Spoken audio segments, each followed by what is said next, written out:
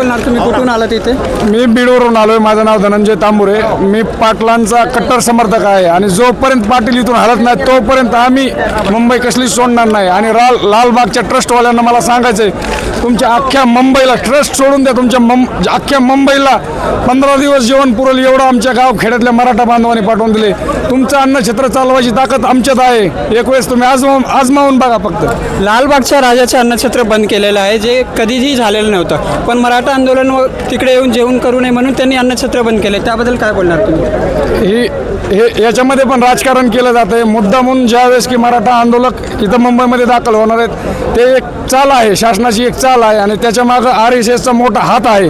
त्यापायी हे मराठ्यांना थोडी गैरसोय व्हावी आणि मराठा बांधवांची पोटाची आपदा व्हावी. जर आपदा झाली तर लवकर परत गावाकडे जातील, ह्या उद्देशानं अन्नछत्र बंद केलेलं होतं. परंतु मी एक मराठा बांधव मुंबईमधील सर्व हिंदू, मुस्लिम, दलित बांधवाच्या वतीनं असं सांगतो, या लालबागच्या राजाचं अन्नछत्र सालभर चालवायची धमक आमचे हिंदू, दलित, मुस्लिम आणि गावखेड्यातले बांधव सालभर चालवितील अन्नछत्र.